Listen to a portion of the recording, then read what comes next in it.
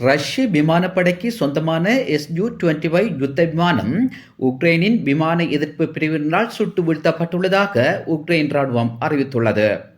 நேற்று சனிக்கிழமை டொனஸ்க் மாவட்டத்தில் வைத்து SU-25 யுத்த விமானம் சுட்டு வீழ்த்தப்பட்டுள்ளது. இந்த வாரத்துக்குள் ரஷ்ய விமானப்படைக்கு சொந்தமான SU-25 யுத்த விமானங்கள் 2ஐ உக்ரைன் சுட்டு வீழ்த்தியுள்ளதாக அறிவித்துள்ளது. கடந்த வியாழக்கிழமை டான்பாஸ் புல்வெளியில் வைத்து சுட்டு வீழ்த்தப்பட்டதாக அறிவித்துள்ளது உக்ரைன். உக்ரைனின் இரண்டாவது பெரிய நகரமான காகிப் மீது ரஷ்யா தொடர்ச்சியான தாக்குதல்களை மேற்கொண்டு வருகிறது. நேற்று ரஷ்யா காகிப் நகரின் மீது நடத்திய ஏவுகணை தாக்குதலில் 2 பேர் பலியானதோடு 33 பேர் காயமடைந்துள்ளனர். இந்த தாக்குதல் தொடர்பில் காகிப் பிராந்திய கவர்னர் ஒலேசினிகிவோ கூறுகையில், ரஷ்யா ஏவிய 2 ஏவுகணைகள் காகிப் நகரிலுள்ள தொடர்மாடி சூப்பர் மார்க்கெட் கட்டடத்தில் வீழ்ந்து வெடித்ததில் அங்கு பணிபுரிந்து கொண்டிருந்த 2 ஆண்கள் உயிரிழந்தனர்.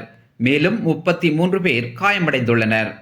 காயமடைந்தவர்கள் உடனடியாக வைத்தியசாலைக்கு அழைத்து செல்லப்பட்டு சிகிச்சை அளித்து வருவதாக காகிப் மேயர் மேலும் தெரிவித்தார். தாக்குதல் நடந்த இடத்திற்கு விரைந்த தீயணைப்பு பிரிவினர் தீயை உடனடியாக கட்டுப்பாட்டுக்குள் கொண்டு வந்தனர். இந்த தாக்குதல் தொடர்பில் கருத்து வெளியிட்ட உக்ரைன் ஜனாதிபதி செலன்ஸ்கி, காகிப் சூப்பர் மார்க்கெட் கட்டட தொகுதியில் சுமார் 200 பேர் வரையானோர் வியாபார நடவடிக்கையில் ஈடுபட்டுக் கொண்டிருந்த வேளையில்தான் ரஷ்யா இந்த மனிதநேயமற்ற தாக்குதலை நடத்தியதாக செலன்ஸ்கி குற்றம் சுமத்தியுள்ளார். ரஷ்யாவின் இந்த தாக்குதலில் 10,000 சதுர மீட்டர் பரப்பளவில் தீ எரிந்ததாகவும் அது விரைவாக அணைக்கப்பட்டதாக அவர் தெரிவித்தார். மே 10ஆம் தேதியன்று ரஷ்யா காகிப் நகரின் மீது மேற்கொண்ட பெரிய அளவிலான படையெடுப்பை உக்ரைன் ராணுவம் தடுத்து நிறுத்தியது.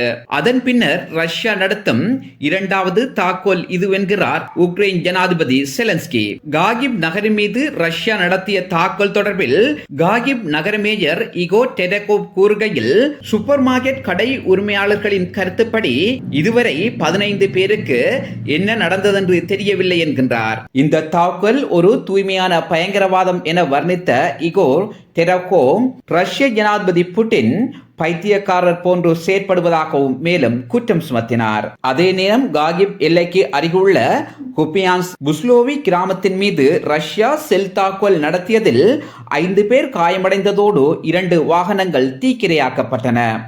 தொடர்ந்தும் ரஷ்யா குறித்த பகுதிக்குள் விமான தாக்குதல்களை நடத்தி வருவதாக நம்பத்தகுந்த வட்டாரங்கள் தெரிவிக்கின்றன.